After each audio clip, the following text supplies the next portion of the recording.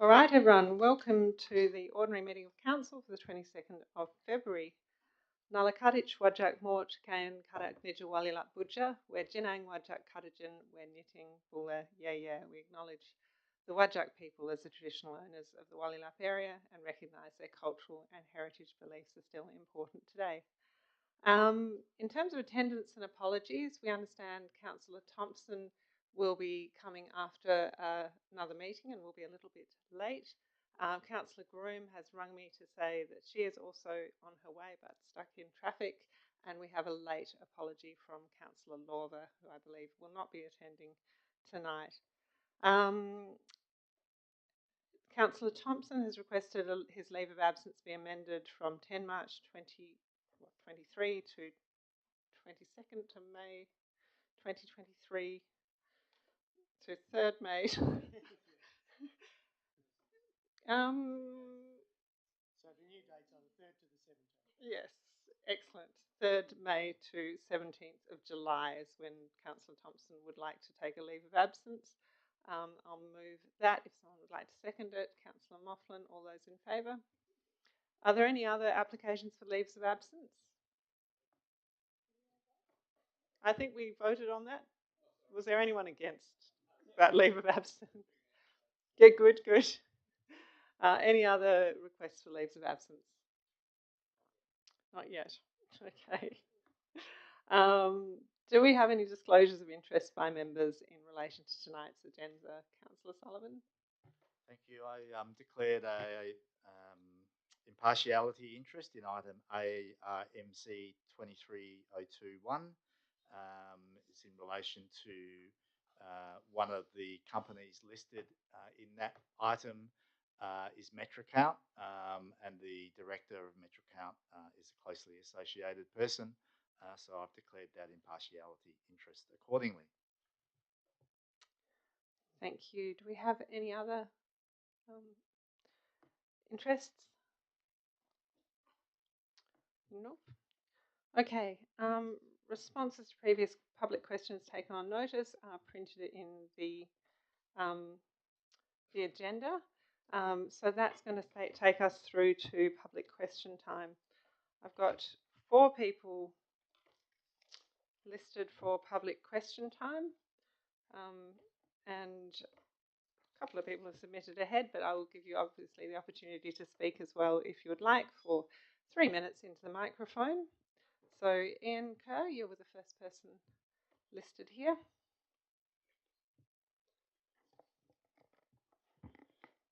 Thank you, Mayor.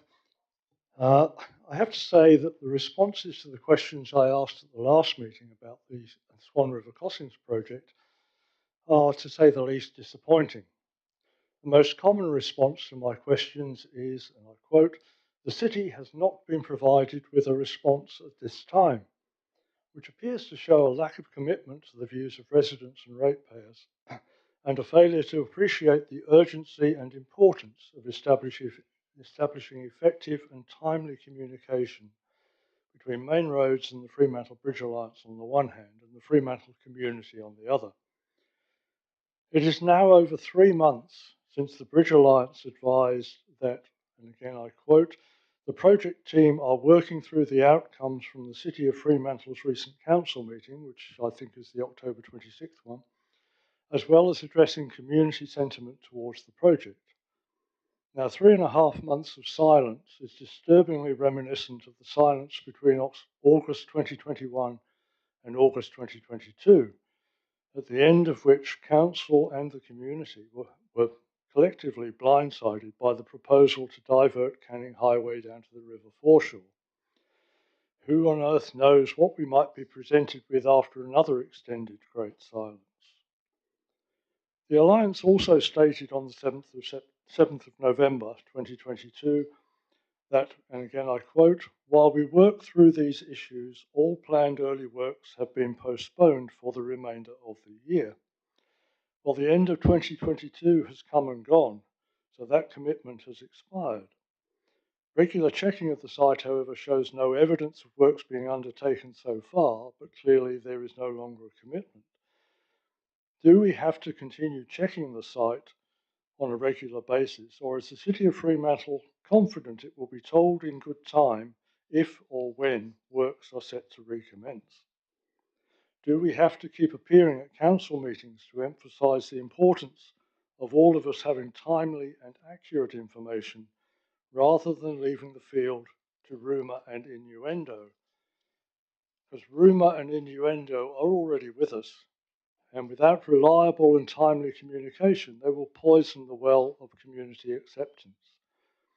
So I ask, will the City of Fremantle commit to A, pressuring Main Roads, the Bridge Alliance and the Minister for Transport to share information on the Swan River Crossings project, and B, informing ratepayers and residents as a matter of urgency when it does receive responses from the Alliance, Main Roads or the Minister to motions of council or to motions passed at the special electors meeting of 14th of November last year. Thank you. Thank you, Ian. I have to say there is no update to what is printed in the agenda.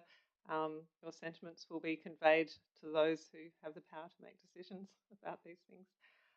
Jerry McGill.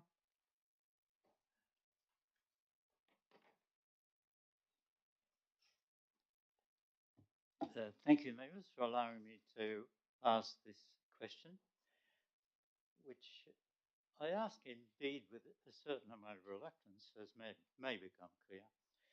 I ask this question which relates to two matters currently before the council, namely 130 and 140 Stirling Highway, North Fremantle.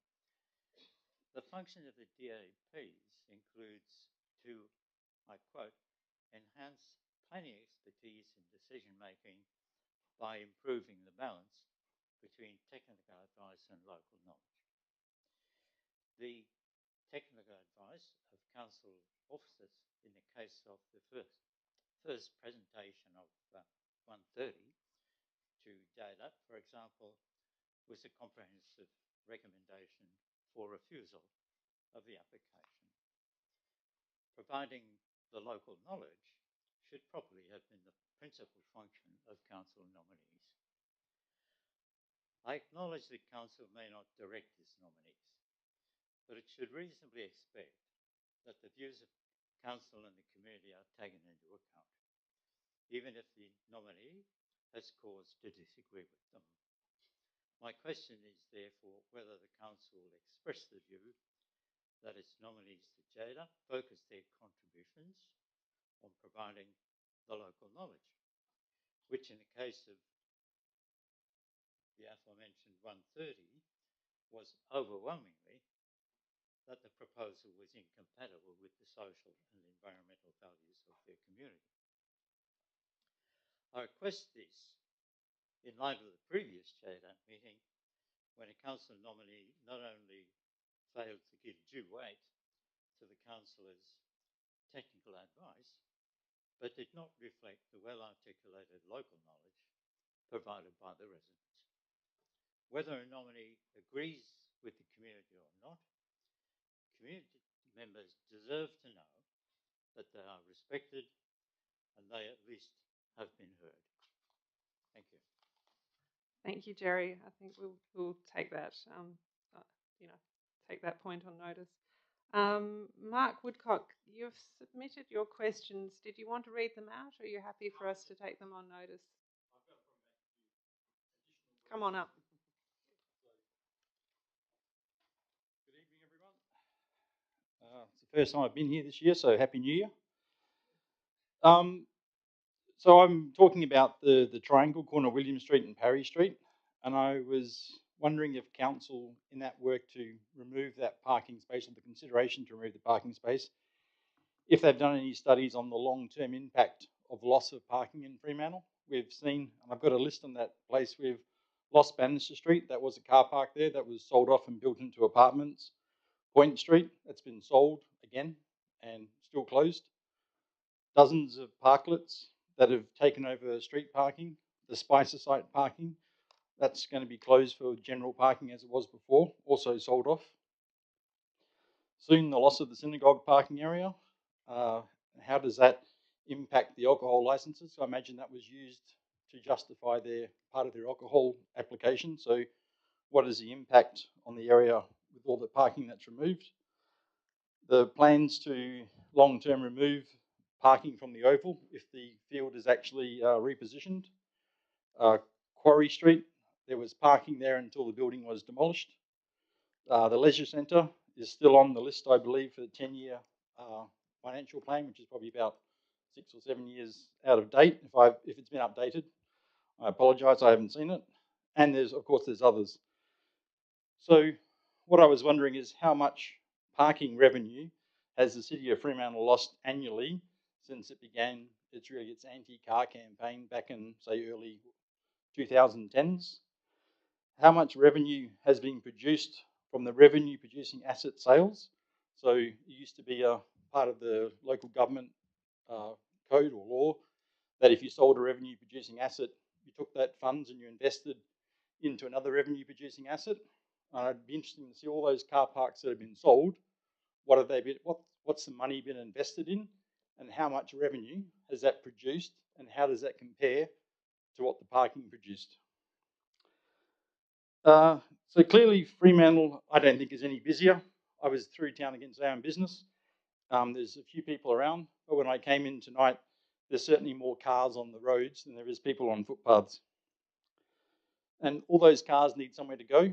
And I mean, that's probably not in that list there, but in Western Australia, car is still king. I drove down south last weekend to Margaret River. The place was packed. I went to Denmark, packed. Denmark, that's a pretty, anti-car place. And admittedly, there's probably more Teslas in Denmark than there is in Fremantle, but still plenty of cars. So I was wondering if the city has done any serious investigation into the continual removal of parking and how it impacts businesses. With the sale of Henderson Street car park, this has lost the city's ability to encourage or pull a lever to attract people into town for shopping and business. Can the council inform the ratepayers where the revenue for the Henderson Street car park was invested and how much revenue those assets are currently producing annually? What is the sale price of the car park on the corner of William Street and Parry Street? And with the council selling that, will that revenue be produced or used to produce more parking in the city of Fremantle? And in general, what is the city doing to remove the still current, opinion that parking in Fremantle is terrible? Cool. We will take those on notice, and you've got an amended version for us. Easy peasy. Yeah, it's all good. We can work with that. Last on my list, I've got Tony Parker for public question time. Thanks, Mayor and councillors, for the opportunity to speak. I'm a resident of North Fremantle, and I'm following on from what Jerry's earlier comments, and in particular, I'd like to ask whether the council will fully support its own community and officers in refusing the current application for the former Ford factory Matilda Bay site on the grounds of its total lack of compatibility with North Fremantle's natural and built environment and a significant lack of community benefit associated with the various concessions and things that they're seeking. Thank you. Thank you, and I'd recommend you come along to Planning Committee, which I believe is on the 1st, next Wednesday, to get an answer to that question. Okie doke, that brings us to the end of public question time, unless anyone there hasn't yet. I think everyone's spoken. Petitions. So I understand we have a petition to be submitted. Did you want to come up and speak to that, Brad? I thank the council for their time. The petition we have here is to install a shark barrier at Harvey Beach in North Fremantle for the safety of the community and our children. And it's a very popular swimming location given the number of sightings, interactions, and obviously a fatal shark attack that I'm sure all of us can speak to that's impacted us. We feel it's necessary, but it also has the added benefit of the issue of the boats that tend to come into that swimming area constantly during, Christmas Day, Boxing Day, Australia Day. Everyone drops their friends off there. The water police do not have, or they don't have enough resources to sort of man that and look after it. So this has that benefit to sort of help us with that as well. As a father of 3 girls, and all 3 of my girls learned to swim at that jetty, a plethora of other parents who have signed this since we've had this from Monday. I think we got the information to do the petition on Monday. I haven't knocked on any doors. It's just been word of mouth. We've got well in excess of 100 signatures. Probably 5 to 6 of them are not from North Fremantle. Everybody else is, and that's because it's parents at school whose kids would regularly go down on a hot day and swim after school before they head home and do their homework and have dinner. That has not happened recently, as you can well understand why. I do know that parking is a concern for some people on the council. Parking's self-limiting down there. You go down there this weekend, it's a Rottnest swim. There's going to be about 10, 15 car trailers down there boat trailers down there. Few tickets, people stop doing it. It really is more the community, and this is about us. This is our beach. I've been there for 10 years. All we want to be able to do is just enjoy the safety of our own place. So, and I do know from out of area, if you're coming from north of the river, you're going to go to Cot. If you're coming from south of the river, you're going to go to Coogee. If you're coming from east, you're probably going to go to Bigton. All those places have coffee and everything that parents want while their kids go for a swim. For us, it's just the community, and we just want the council to consider giving us something to help keep our kids safe. That's it. Thank you. Thanks, Brad. Petitions need to be submitted by an elected member, so it might be good if you could pass it to Councillor Jones, and Councillor Jones can submit the petition. Thank you. You may say something, I imagine, but thank you.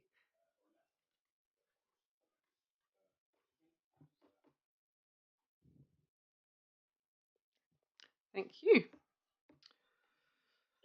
No other petitions that I'm aware of. Okay. Deputations, special deputations and presentations. I have not heard of any, but if you would like to surprise me, now would be a good time. Elected... You're jumping the gun there, Councillor Lang. Where are we? You've thrown me off now. I'm going to move that we confirm the minutes of the ordinary meeting of council dated 18th January, if everyone's comfortable with the way those were captured. Seconder for that, Councillor Lang. All those in favour? That's unanimous. Elected member communication. I have one, but does anyone else have an elected member communication? Councillor Lang. Would you like to go first? Oh, no, I'm happy to. Okay.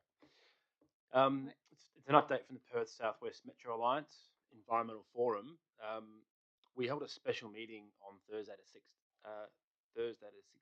of February. It was convened at Fraser's in Kings Park, and the forum was a discussion around the future of domestic cat management in WA.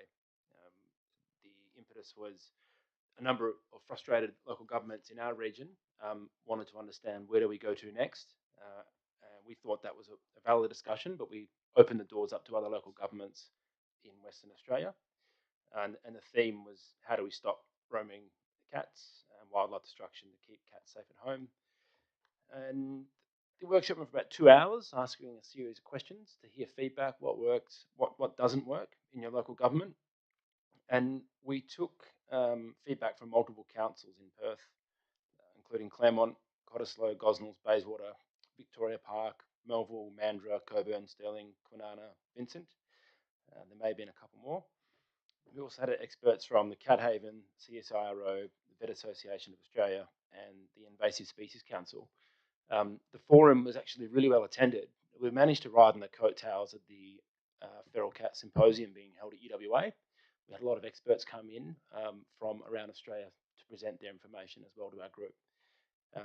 At the end of the meeting, it was clear that there's a number of individuals in Western Australia fighting their own battle, but we've now got a more united front, and we left with an agreement to reach a position statement and submit a petition to Parliament asking for change. So it was a very productive meeting from the Perth Southwest Metro Alliance. Thank you. Any other elected members? Councillor Groom.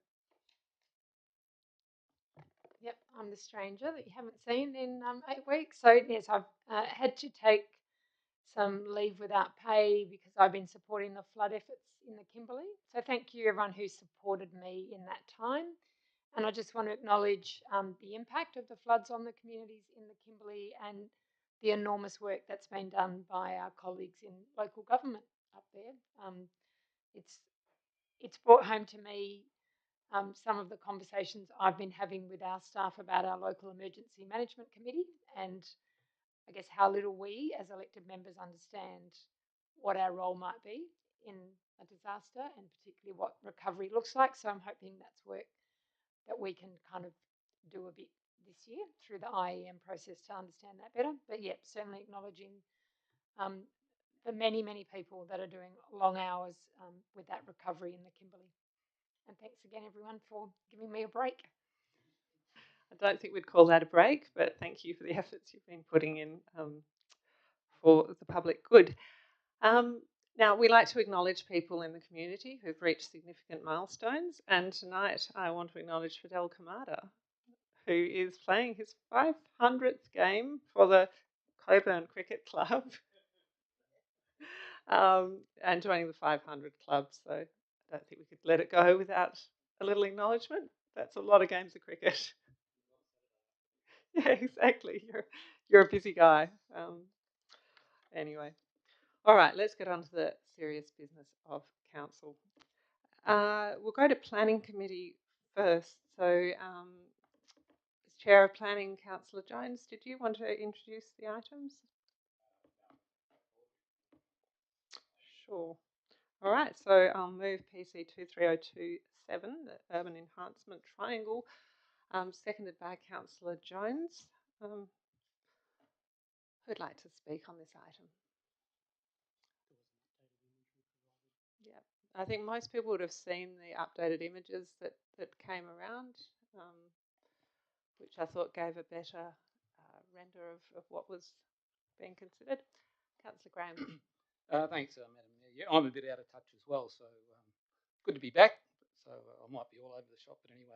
Look, I was a lone voice when I spoke about this last time it was in council, and I don't mind being a lone voice again. And I just want to make a couple of points about it.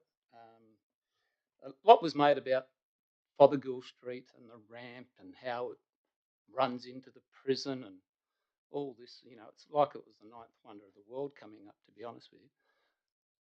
Fothergill Street was just a street that ran down to Henderson Street. And where this car park is part of that street. That was changed because of the Parry Street bypass. Now, if we didn't have the Parry Street bypass in the America's Cup, Fothergill Street would still be a street, most probably, running down to Henderson Street. But anyway, look, so there's nothing significant about the street or the view up this so-called ramp and how this vista is going to be wonderful and attract people to the prison. What it's going to do, people will get there and think, shall I go to the prison or shall I call into the courthouse and have a pint and a coffee? I know what 100% of the people will do. They won't go up to the prison if it's a stinking hot day. They'll go and have a beer and a bite to eat or something. So look, it's a big win for Silverleaf. This is obviously going to attract a lot of patronage to their business. And, you know, in the report, there's 90,000. That was in 2018. It's obviously now well over 100. And okay, I hear the argument, if they can't get a park there, they'll go park somewhere else. But we all know that, and contrary to what, you know, is said around this table, parking is at a premium in Fremantle. And you only have to be a member of any club or run into a mate somewhere, and the first thing they say is, never go to Free Oaks, I can never get a bloody park. But anyway, we all know that, and we take a bit of notice of it, or we don't take a bit of notice of it. So look, I won't be supporting this again. What rings in my ears was when I did government tendering for car park management at public hospitals. It might have been 10, 15 years ago now. And the state manager of Wilson Parking said, I'll never understand for the life of me why local governments give up car parking. So there you go. I think we can easily not support it. Thanks, Councillor Graham. Other councillors, did you want to speak on the item? I think Councillor Kamada, thanks. Thank you, Mayor Fitzhardy. Yeah, I'll have a quick go. I spoke about this at FPOL, and as I said then, while I understand the intent to improve the connection between the city and the prison area, I do have concerns about what we are doing with our parking. I think that Mark Woodcock makes some good comments that I, as I say, I touched on at FPOL. I do think we need a plan to replace, we need to maintain our existing parking levels and perhaps even try and extend those, because the car will always be a part of transport in WA. We are still a very spread out, and we always will be a very spread out community. Even if it's electric cars, we still need spaces for people to come in and park. So that aspect of it to me is really important, whether we support this development or not. I really believe that that's a focus that this council needs to take serious attention to. So while I'll probably support this, I just want to make that point that I feel that every time we lose a car park, it's to our detriment, because it's not only about people parking their cars, it's about foot traffic, getting people into the city, and that's how our businesses thrive and that's how our city thrives. Thank you. Thanks, Councillor Kamada. Councillor Busick. Look, I ditto the views of Councillors Graham and Kamada. I think for every asset that we give up that is income performing, we need to replace it. Otherwise, we are going backwards at a fast rate, and our legacy to the next generation or two is jeopardised. I totally agree with providing car parking in the city. The car is here for a period of time. We may be in transition, but nevertheless, there will be some form of transport unless something spectacular happens in the next 30, 40 years. And we just need to accommodate it. So I won't be supporting it. Thank you. Councillors, any further comment? Councillor Archibald. Sorry, I thought I'd better have at least one speaker speaking in favour of this. I do speak in favour of this, as people know. We discussed it at FPOL. The issue of the ramp is really quite an important one for this city. It's, I think if the Parry Street ring road was proposed today, I doubt very much that it would even get up because of the ramp's significance and the link to the prison. So it's great that this proposal is coming through. The loss of parking, I mean, since I've been on this council this round, we've seen parking created over in Point Street. We've seen the Cappuccino's car park developed.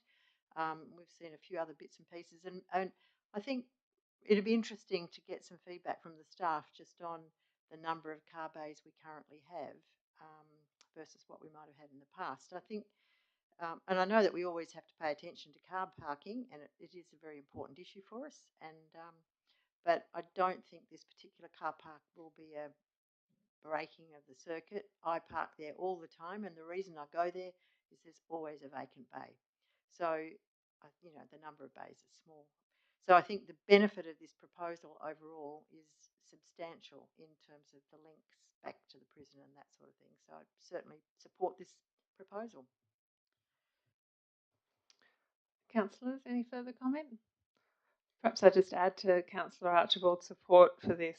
The other thing to note, obviously, is this is based on a decision in 2018 where we gave in principle support to this, and this is the design coming back for our review, rather than it being a new idea that we are considering for the first time. So we do have to bear regard to that. I think further to that, what we requested was that the work be done with all the stakeholders in the area to make sure that it was a design and an idea that would work with people like the prison, obviously a World Heritage listed site. And that work has been done to all of the stakeholders' satisfaction. I think more broadly the question of parking, while it is absolutely fraught and important, the parking strategy for a long time has been about consolidating parking in larger car parks, and that's really where we have to look to for our parking investment, I think, is in those big car parks that are sort of routine, predictable, easy to identify, as opposed to little sneaky off-street car parks, which is the ones that we have been disposing of, so that we can put those assets to better use. So I think this is another one of those. Added to it is a safety risk, because the getting in and out of that car park's very high pedestrian traffic area, and pretty weird vehicle movements, and people do some very strange things to get in and out of that car park, particularly if they've got a larger vehicle. So all in all, I think it's a really good outcome. All right, if there's no further speakers, I'll put that one to a vote. All those in favour? Yep. And we've got hands. And against. So councillors Graham, Sullivan and Vusic against. So that's carried. I think she did. I think she voted for, but I will check. Yeah. Yes, I saw her hand just at the last minute. Okay, that one's carried. The review of the local planning policy. I'll move the officer's recommendation, seconded by Councillor Jones. Was there any discussion on this one or explanation needed? Nope. All right, we'll put that one to a vote. All those in favour? That's unanimous. So that brings us through to the FPOL items. Councillor Archibald, as Chair of FPOL, do you want to make any comment in introducing these items? Okay. All right, so the first one is the bulk verge collection item, FPOL 23012. So I'll move the officer's recommendation and get a seconder for that. Councillor Archibald, and we'll go into the debate, noting there is additional information provided and a proposed amendment by Councillor Kamada. So let's talk about the item prior to any amendments first. Anyone want to kick us off? Anyone want to speak at all?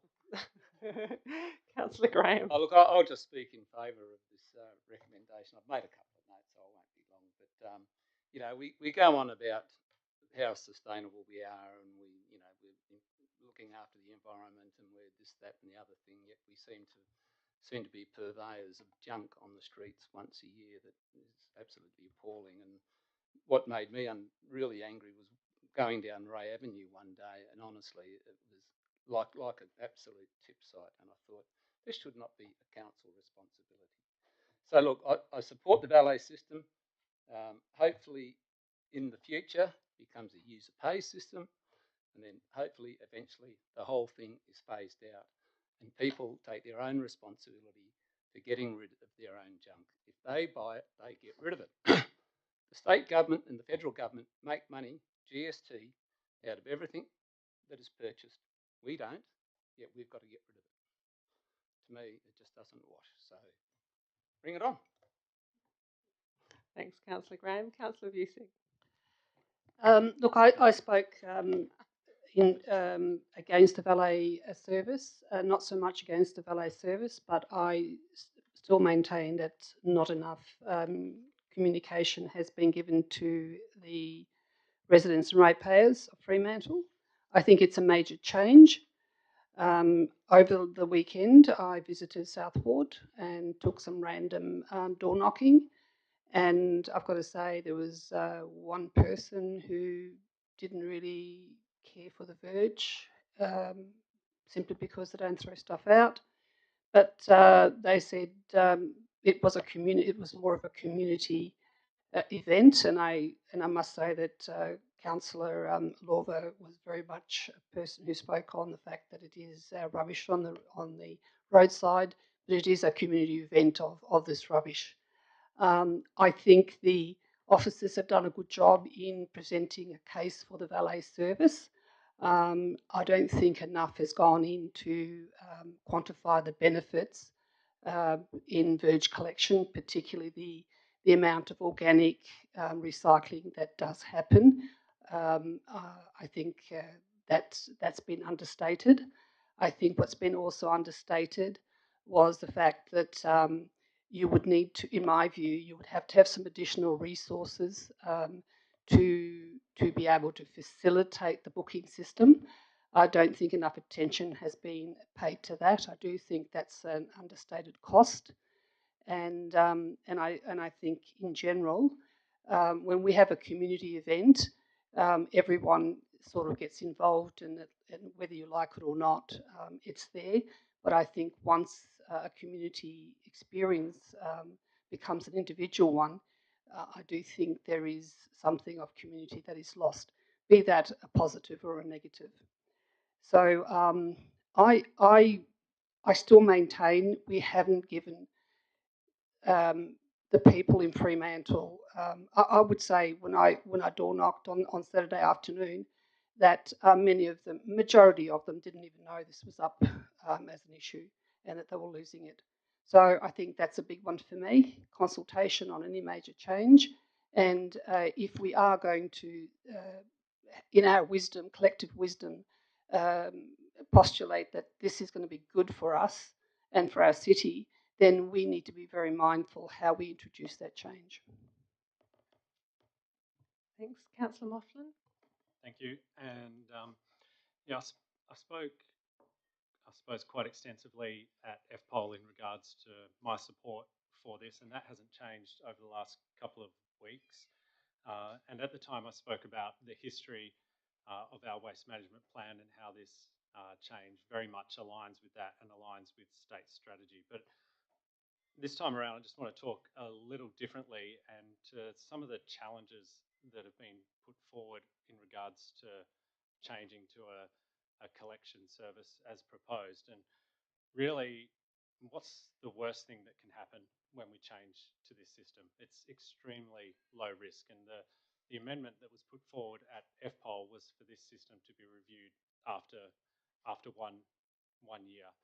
And whilst we say that people aren't, or not we, but some of the ideas have been that people don't support the change to a collection system like this, made me think about how waste used to be managed in the past. And people used to incinerate waste in their backyard, and that if you had said to them then, oh no, you can't do this anymore, we want to collect your waste, I suspect people would have said, no, I don't actually like this idea. People used to bury waste in their backyard, and I certainly saw evidence of that when we put a pool in our backyard. There was the last 50 years of someone's life in that backyard. So they were simple, easy things that people liked to do, but they weren't the right thing to do. And moving to this service, I think, is the right thing for us to do, and it actually presents us with a number of significant opportunities. And fresh in my mind is the collection that was happening over the last few weeks or so. And at top of the list for me is most of the waste that was out there wasn't actually bulk waste. So, when this service was first introduced, it was bulk waste, stuff that couldn't find its way into another service. So it couldn't find its way into recycling. We now have organic collection, so stuff now that wouldn't go in there, or into general waste. But if you look out there on the verges, there was enough cardboard to start a bushfire across most streets, material that could have either gone into the recycling bin or, as our service provides, recently we most probably brought, to Councillor Graham's point, some junk furniture or a very significant bulky bunk bed, and there was a lot of cardboard that came with that. I put it in the back of the car, took it to the recycling centre, and it was gone. So we have those services and the ability for people to collect that. And what I think this provides us is the opportunity to actually educate our community about those services that is available. The other point, which really, I suppose, came became clear to me this time around on the bulk collection, which I hadn't paid that much attention to, was the illegal dumping that happens. And it is significant. It's almost like a mold that grows. Someone puts something on a verge. So if I notice at the end of my street, or on the corner of my street, we have a sump. And obviously it's a verge that's owned by council, but there's no house on there. Someone put a little bit of something, and eventually it grew to be at least 7, 8, 9, 10 metres in length, metre or so high, because people came from out of the area and dumped their waste. So there was a whole bunch of questions that went to this proposal about waste volumes and the like. Well, I actually think waste volumes decrease because, one, we will teach people how to deal with their waste more appropriately, but also then we're not dealing with waste from out of area and from illegal dumping. And then thirdly, with looking on the verges at the moment, the amount of waste that was, particularly when it came to big piles of waste that wasn't segregated, and that meant that ended up in the back of a truck, all going to landfill in all likelihood, whereas the opportunity with the service that is being proposed is that we can further educate people around that segregation and make sure we capture it. And I suppose to pick up on the point in regards to the community vibe as well, and it's something that we did speak about, the Facebook groups and all those kind of things for collection, but one thing that we didn't speak about was the garage sale trail. So every November, the garage sale trail exists, already quite a big event. Now, if people want to go and get on board with that, I don't think there's any rules to say that you need to charge someone to take something as part of the garage sale. So if people wanted to say, I have a couch, I have a whatever, and they've put it out there as part of the garage sale trail, great community vibe, people walk around and pick it up. I don't think, yes, it's a change for people as to how they see things, but again, another opportunity for us to look at how our community grows and takes on these opportunities rather than it being the same as we've seen in the past. So, yeah, wholeheartedly support this, and just to foreshadow that, knowing the amendment put forward by Councillor Kamada, I will support that as well. I'm okay with how it stands at the moment, because for me, I would have actually been okay if it wasn't implemented until January next year, 12 months after the last collection, because I think that's the time frame in which people would have expected a service. But yeah, as I said, wholeheartedly support the introduction of this service. Thanks, Councillor Moughlin. Perhaps we do go to Councillor Kamada's amendment now. Did you want to move that amendment? Yeah, so that's up on the screen for everyone to have a look. Seconder for that amendment, Councillor Thompson. Any debate on the amendment? Do you want to speak to the intent of the amendment, Councillor Kamada? Yeah, I'm happy to comment, thank you. My conversations with people on this topic in recent times have revealed mixed views, and many people were not aware of what was going on. So it was good to be able to have those conversations. But I believe for that reason it makes sense to delay this, given that we've just done a collection, so the impact will be minimal. It's an opportunity to use our improved MySay online tools and ensure people have the chance to get their head around the new service, and give them the opportunity to find out what will work and to play their part to ensuring effectiveness. It's also an opportunity for the city to fine-tune and get ahead of any potential hiccups, keeping the service costs as efficient as possible. So that's my reasoning. Thank you. Thank you. On the amendment, further comment, Councillor Sullivan. Thank you. I support this, and I actually wrote down, without even being prompting, why not January 2024? It just seems to make sense that when you're replacing one system with another system, the system that we have would have seen another collection in January, February 2024. It seems logical that would be when the start date of the new system comes in. But I also would make the point that a lot has been said about about communicating with our residents about other opportunities to recycle and to offload unwanted goods through, the 20 or 30 different agencies that are out there to help that. And I think that communication needs to occur not just at the time when somebody rings us up to book a service. In fact, the communication needs to occur, or a lot of that communication actually needs to be very occurring and be very, very strong before somebody rings us up to book a service. Because if we're actually seriously intending for all of those things that have been discussed to actually happen, a lot of that communication has to be not at the time when somebody rings up. So it needs to be with the rates notices. It needs to be through other means of communication.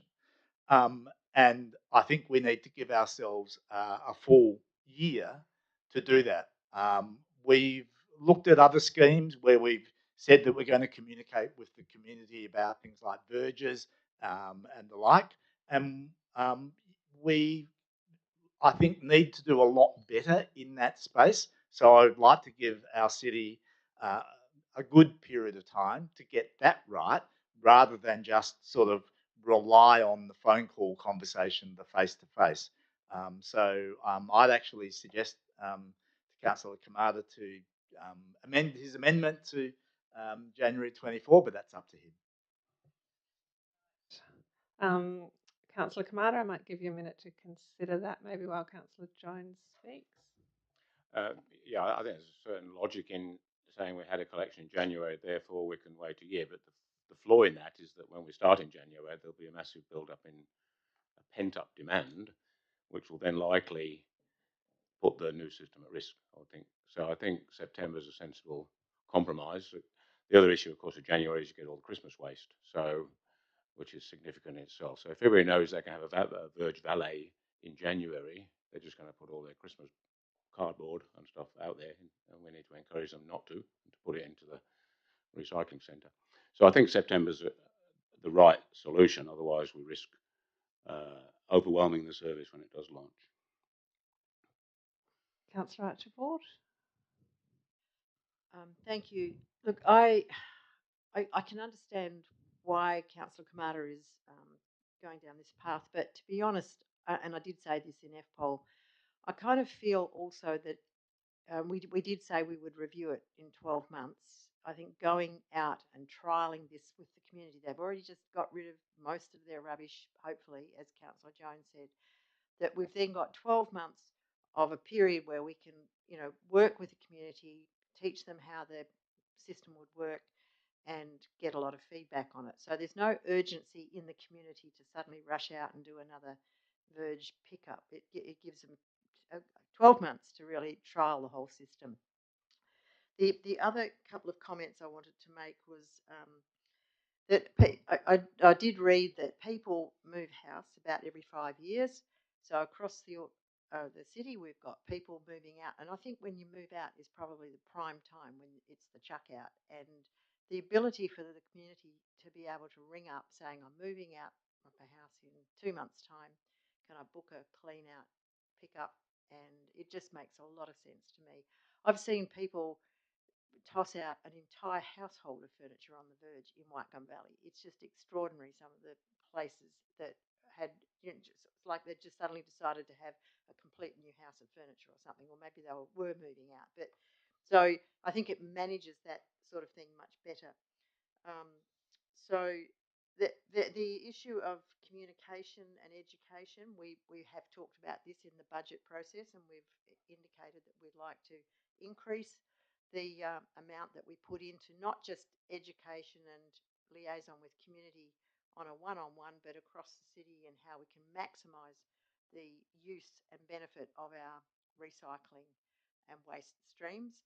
And I think that's really important because I think that is one of the major things that we as a city need to attend to. And the timing of our next contract, we did hear that there was some uncertainty about just how we would get another contract. We're talking about, I had the impression, and perhaps we haven't got that director here tonight, have we? Somebody can let us know, that I had the impression that we were coming up to either renewal of the next contract or, we'll have to do something, either go out to the market on the current program or go out to the market on the revised program. So that is another consideration, just what are we going to do about that particular issue. But overall, I really do feel that, as we discussed in FPOL, that taking the next 12 months to effectively trial it, we would do a review in 12 months and see how it's working. I just think that once people get the hang of it, they start to understand what it can deliver, the benefits of it, that it will work much more effectively.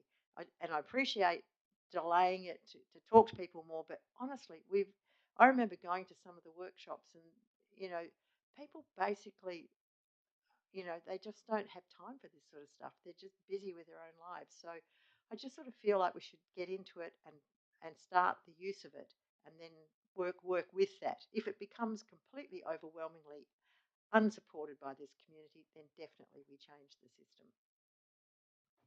Thanks, Councillor Archibald. Councillor Pemberton.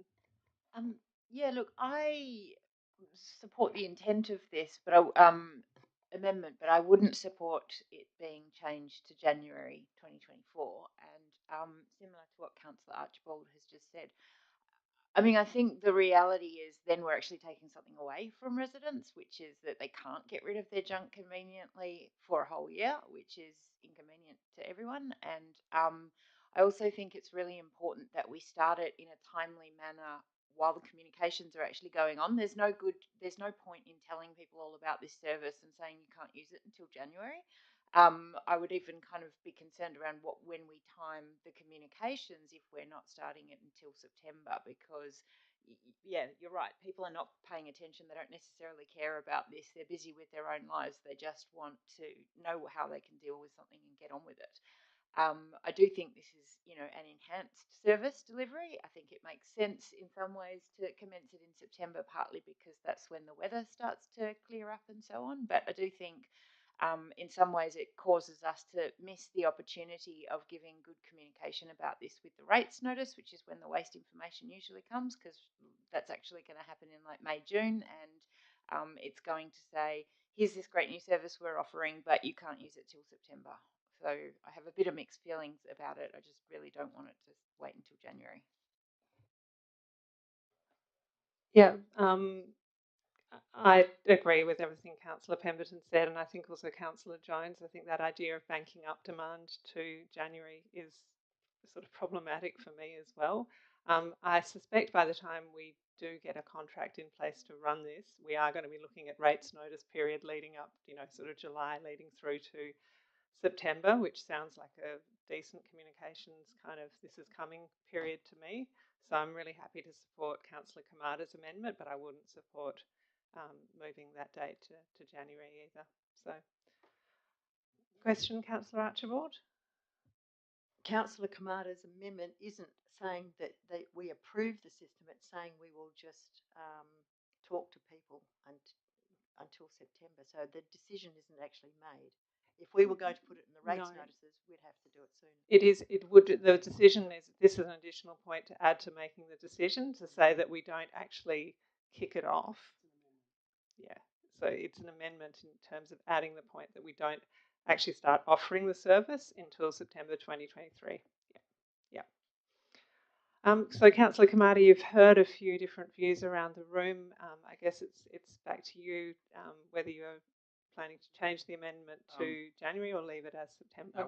While I can see some merit in waiting till January, I think that by September there'll be an expectation from the community. So I think as is strikes the right balance. All right, well, that probably brings us to a close on the amendment. So I'll put the amendment to a vote. All those in favour? And against? That's unanimous. So back to the item as amended. For anyone else who wishes to speak on the item as amended. Okay, well, I might just say a few things on it then. I thank officers for the amount of work they've put into this one. It's been an incredibly hard slog, I think. And, you know, the Director of Infrastructure is not here tonight because he's not well, and I imagine it's exhaustion on some level because we've really worked very, very hard on this. But also the Manager Waste and Fleet has done a really, really comprehensive job. Thanks to all the elected members who submitted the questions or concerns that they had prior to the meeting. I think that gave a really good opportunity to flush out any issues that were on the table. I think waste is very much still part of our core business. I don't think we'll be getting out of it anytime soon, but what we have to do is modernise and move with the times. There's been issues of cost raised. I think the issue that hasn't been raised as much is risk. And I think one of the reasons, not only because this aligns with our waste plan, it reduces the amount going to landfill, it's all those good things, but I think the risk that we have with sticking with an old system is that nobody will service that old system in the not too distant future, and will be at risk of either paying a lot for a service that no one else is buying anymore, or simply not finding someone who wants to offer it in a local government as small as Fremantle. So cost, I mean, I guess what we're seeing is wherever we go from the end of this contract, which we're coming to now, the cost is likely to increase, whether it's trying to find someone who will do bulk rubbish collection off the verges or doing an on-demand system.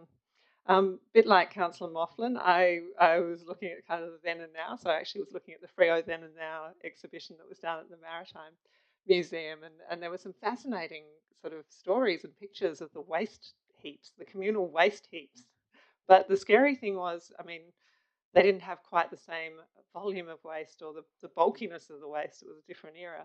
But it didn't feel that different when you looked at the pictures to what you see on Verge Collection, you know, all just jumbled in together in a big pile. One of the other things that really disturbed me was I saw a lot of tyres out on the verge during Verge Collection. And tyres, as most people may know, but clearly a lot of people don't, putting a tyre out on your verge is illegal dumping, and there's a really hefty fine associated with that. There, you know, disposal of tyres and the risk associated with it. It's a very expensive thing. But the culture of saying everything in your house that is no longer required may now live on your verge for a couple of weeks means people feel perfectly comfortable putting a whole car worth of tyres out there. As to the communal experience, I've never felt that communal about seeing people on my verge kind of pulling things apart and leaving stuff all over the street. But we do support street parties, and I suggest that that's a really great way to have a communal experience.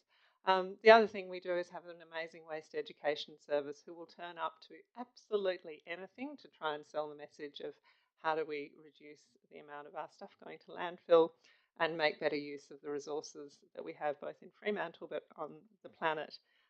They've done an amazing job on things like FOGO and the uptake through the community. I think they're getting to some very high levels of FOGO uptake and great compliance with that.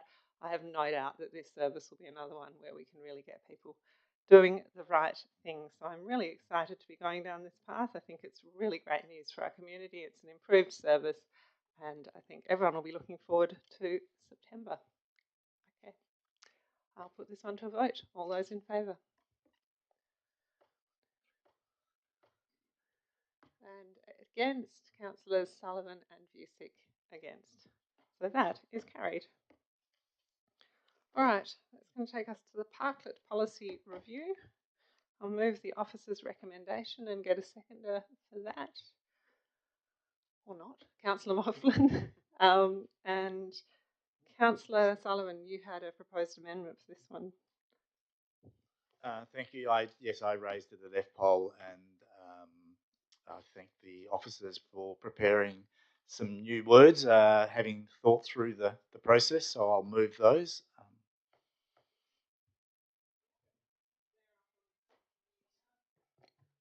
Councillor Moughlin seconding that one. Do you want to speak to that a bit further?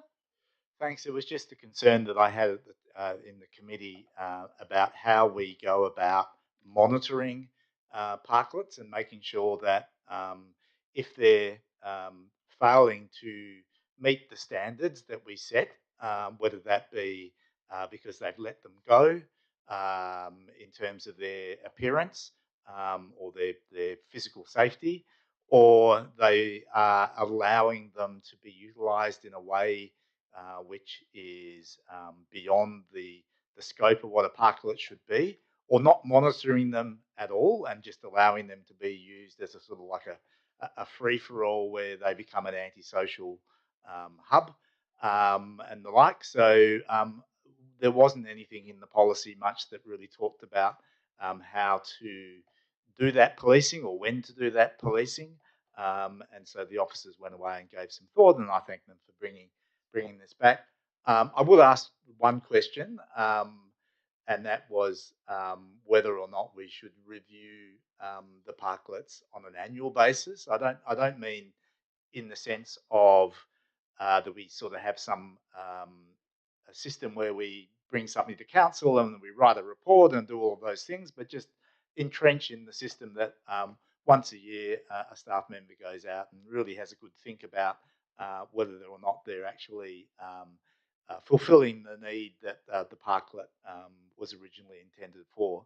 So I'll just ask that question, and if perhaps servicing that on an annual basis would make more sense and kind of increase the sense of policing them.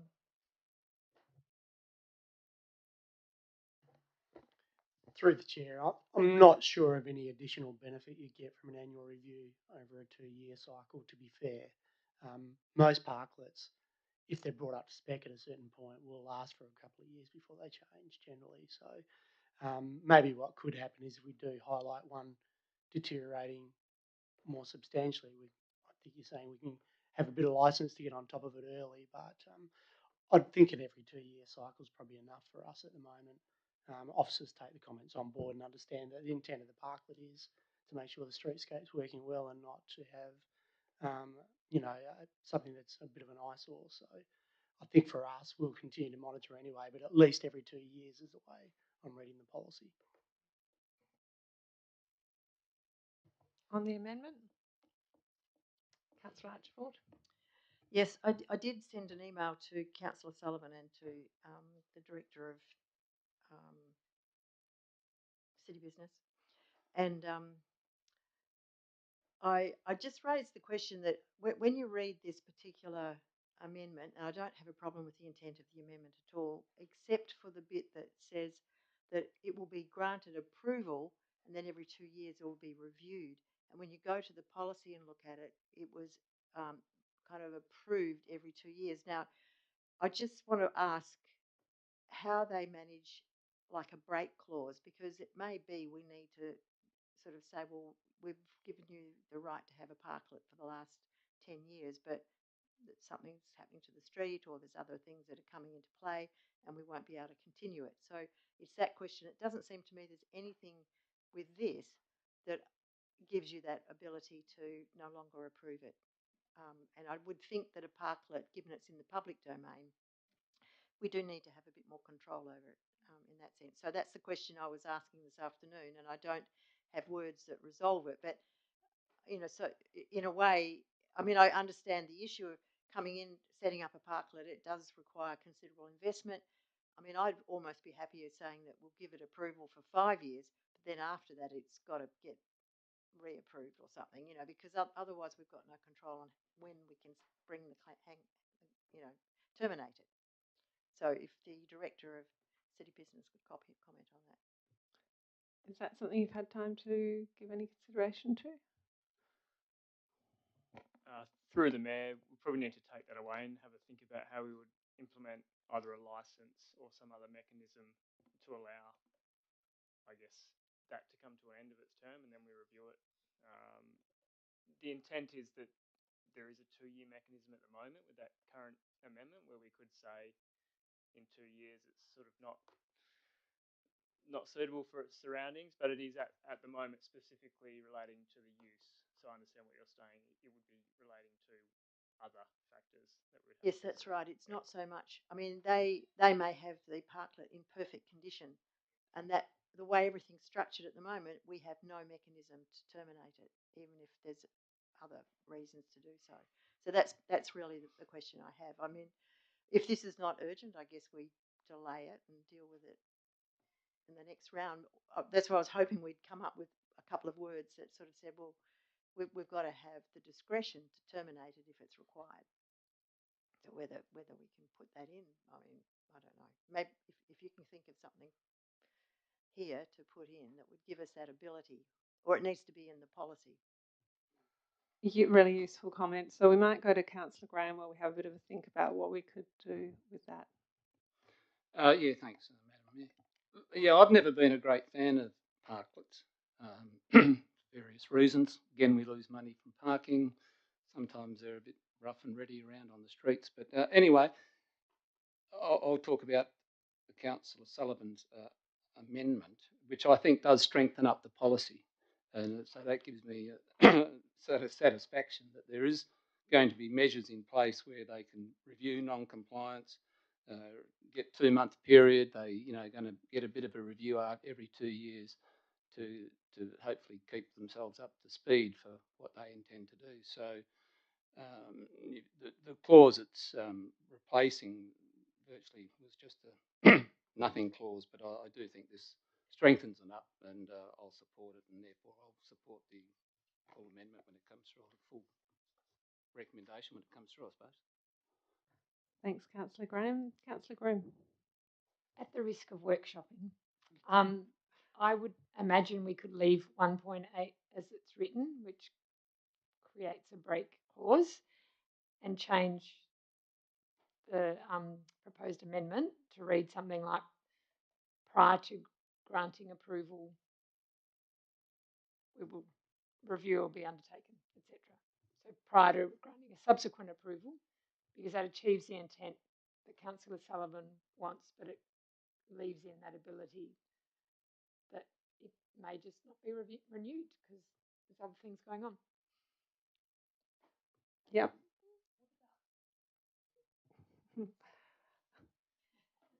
Have you spoken on the amendment, Councillor Pemberton?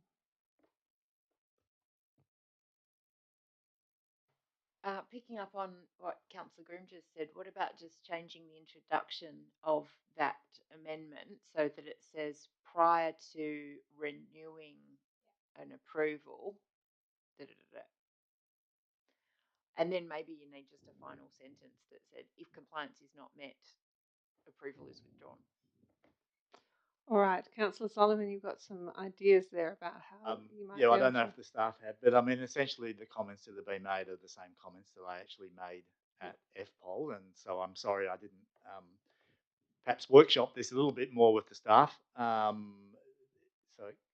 my sense of it is the wording is probably okay. I actually think a 1-year version is appropriate. It just sends a message out that we're going to look at them relatively regularly during the period when they're approved.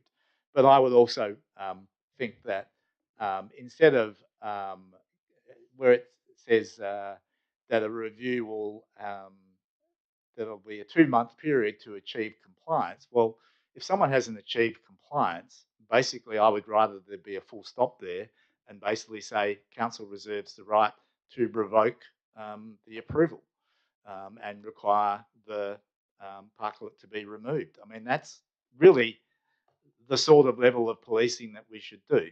So I don't know if the staff want to comment on that, but I mean, I would actually say do it every year. You don't, when we say do it every year, it might be that we go, yeah, that one's fine, and that's all it takes, and that's just the one that's not gets a proper review, and that we, as I said, after the word compliance in that second last sentence, replace the rest of it with a new sentence that basically says that council reserves, or in fact the city reserves the right to revoke the is it a license, an approval, both the approval or license, whichever is the right word, and require the parklet to be removed within a specified period of time. All right. I might go to the CEO to get some sense of how we might resolve this. Looking at the title of this policy, it says, how we'll assess a parklet, not how we'll approve a parklet, which is interesting, isn't it? I think that there's no urgent need to have this adopted tonight. If we're open to defer back to FPOL, we could do. I would probably put an A and B in here. I think a 1.8 A and B. So if you do approve it, this is the process you go to review it. And I probably agree with Councillor Sullivan. If this is becoming more about how we approve as well, the term of approval, then we probably need a little bit more rigour about how we withdraw approval. So I don't think it's urgent. I think Council could refer this back to FPOL. I'll move a referral. I'll second that, and we'll go to a vote on. Do we vote straight on the referral? Yes, we do. On the referral, all those in. I knew Doug was thinking there. We have to deal with the amendment, and then you can move a procedural motion. So, okay, so we'll vote on the amendment as is printed. The procedural motion can be moved at any time. So, point of order, I've moved the procedural motion, and it needs to be voted on, or it needs to be withdrawn. Okie doke. So we are voting on the procedural motion to refer this to FPOL. All those in favour? Okay, that's unanimous. That's going to FPOL, and I think that's some useful instructions there to do a little bit more drafting work. Thank you, everyone. I'll move the officer's recommendation for FPOL 23017, the 19B policy one. I'll get a seconder for that. Councillor Archibald, would you like to second that as chair? Yeah, good on you. Okay, and any discussion on this one? I'll put that one to a vote. All those in favour? Excellent. We have the FPOL 23018, proposed lease for 7-9 South Terrace, Fremantle, the Betty's Burgers item. I'll move the officer's recommendation and get a seconder for that one. Councillor Archibald, thank you. Any discussion on this? Just got a few questions. Yep, sure, Councillor Busick. In the confidential document, if you're going to refer to the confidential document, we'll need to go behind closed doors. So perhaps just think about the wording that you might use in relation to what you're about to say. I think we need to go into. So I'll move that we go behind closed doors for the discussion in relation to the confidential attachment, seconded by Councillor Sullivan. All those in Councillor Archibald looks like she's trying to raise a point of order now. Yeah, can we, once I've moved and seconded it? It's on the table, guys. I'm calling it now. So I move that we go. So we need to vote on going behind closed doors. All those in favour? Okay, so we will give a minute for the live